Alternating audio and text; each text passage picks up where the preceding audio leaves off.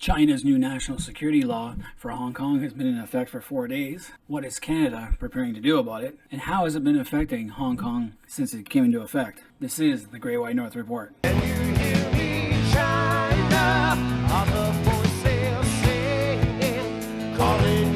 Chinese Communist Party came up with a new national security law just for Hong Kong to bring it more in line with the rest of the mainland China.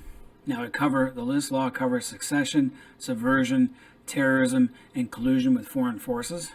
And basically, it's a reaction to the Hong Kong protests over the past year and how they were forced to remove an extradition bill that was on the table in the Hong Kong National Legislative. That extradition bill would have allowed mainland Chinese Communist Party to extradite Hong Kongers to face trial in mainland China, where there is a 99% conviction rate.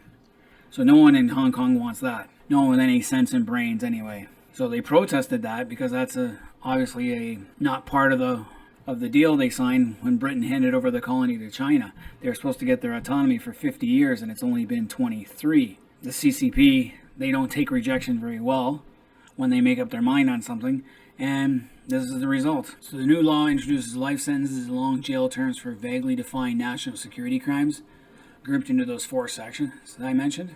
It's tailored to crush the Hong Kong protest movement and contain wide-sweeping national security offenses that extend far beyond Hong Kong citizenship or the city's borders in order to curb general dissent. The CCP does not allow dissent on the mainland, and they crush it at every opportunity. Inciting hatred of China's central government and Hong Kong's regional government are now offenses. Beijing will have the final say, and the law grants China jurisdiction and the rights to take over a prosecution under 3 different scenarios: complicated foreign interference, very serious cases, and when national security faces serious and realistic threats. Trials will be held behind closed doors, so no way you're going to get a fair trial in Hong Kong now. It empowers China to set up a national security agency staffed by officials who are not bound by local law. They already have this set up. It's just that it's under the table, it's in a gray area. Now it comes out onto the fore. So this will topple all legal firewalls that existed between the city's independent judiciary and the mainland's party-controlled courts.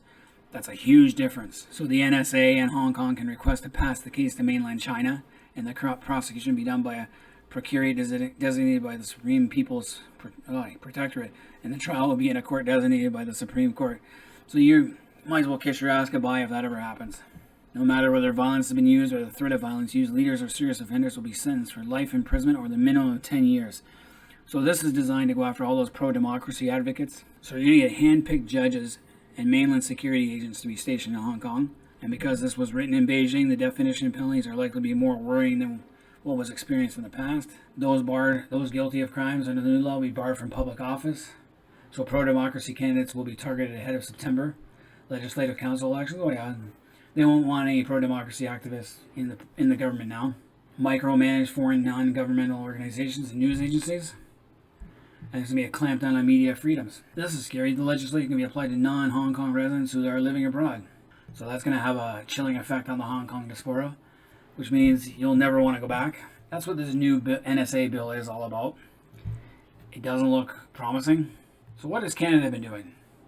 Well, Canada suspends our extradition treaty with Hong Kong over the new security law, which means before Hong Kong could request Canada to arrest somebody on crimes that might have been committed on Hong Kong soil and send them back to Hong Kong, and vice versa. Canada could do the same thing. It's just like our extradition treaty with the US, and works by rule of law. Now, because mainland China is involved, we're not going to do that. We're going to suspend that, and we should scrap it altogether. Because now this new controls are a violation of the one country, two systems philosophy. You got to remember, Britain at the time did not necessarily have to hand over all of Hong Kong in 1997. They could have kept the island itself in perpetuality. So that's what the treaty they had with the Qing dynasty. But the new territories were only a 99-year lease, and they came up in 97. And there was no way the CCP would ever renegotiate or renew it. And the island of Hong Kong depends on most of its water from the new territories. They could have kept the island, they could have imported water or desalinization of the ocean and all that fun stuff, which would have been expensive, but it's also undefensible. The CCP could have walked in more easily, and it was no longer necessary for Britain to hold it.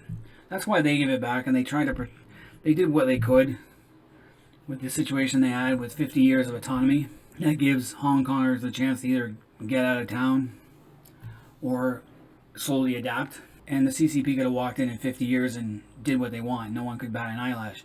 But now they've broken their own international treaty, so they're definitely looking more and more just like a thug, a bully.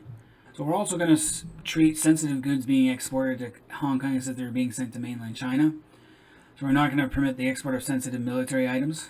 Basically, I mean security stuff like cameras, surveillance equipment, and riot gear that the Hong Kong police were doing. We should have stopped that a year ago.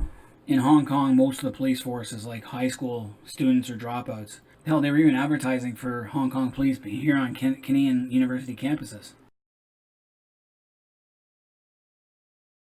Which is kind of scary why we allow that to happen. So our relationship with Hong Kong, including freer trade and travel, will also be put into question as Hong Kongers don't have the same restrictions as mainland China. So here's what I would do.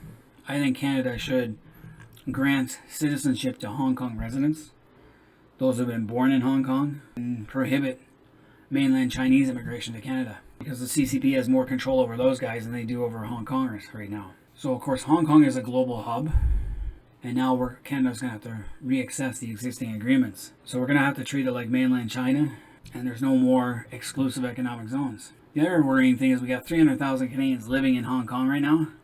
I would seriously tell them to get home, because we don't need any more covering and spavors being arrested and detained right now. Now, Trudeau mentions we will continue to support the many connections between Canada and Hong Kong while also standing up for its people.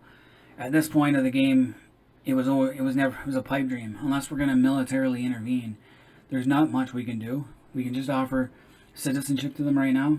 So we're following the measures by the United States, and Britain announced the citizenship for 2.6 million Hong Kongers.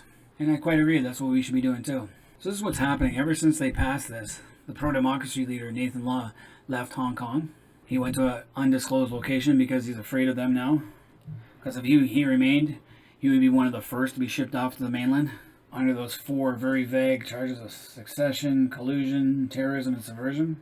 Because he has testified in front of a U.S. congressional hearing. And that would definitely put him under the collusion with a foreign government. So the pro-democracy group that he started dissolved, called Democisto, as well as Joshua Wong and Agnes Chow. So they dissolved their own pro-democracy group, and they've gone basically into hiding because they know they'll be targeted.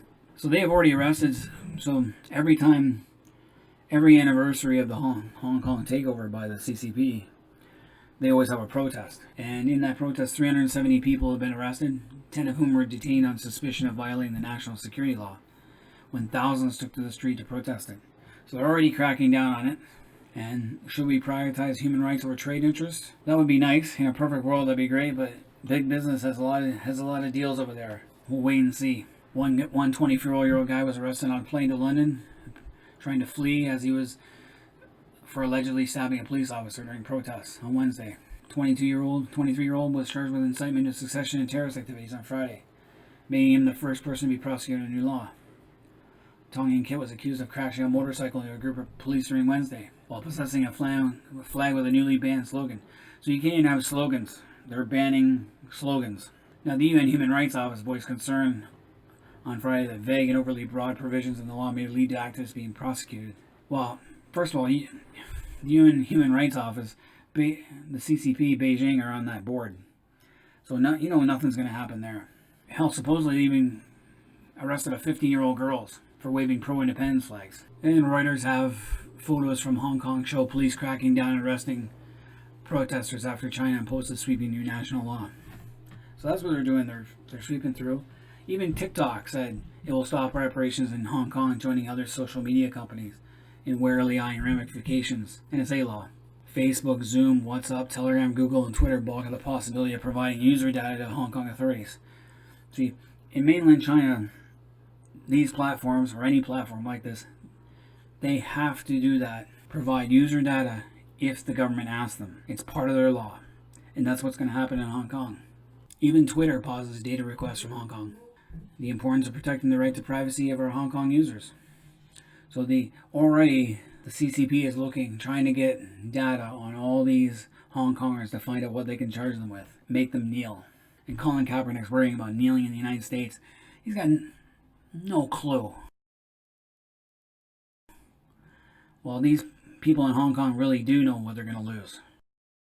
So back to the original question, what should Canada do? Well, that's a start, what we're doing so far, but we could go much further and cut much deeper.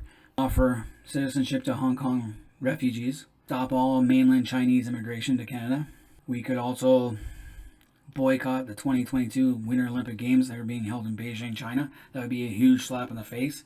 And create our own little mini Olympics that year for our own athletes and invite anyone else who wants to join. It would definitely send a message. Start pulling out all our embassy and consulate staff out of the mainland and slowly put them in Taiwan. Shift our recognition that way under the One China principle.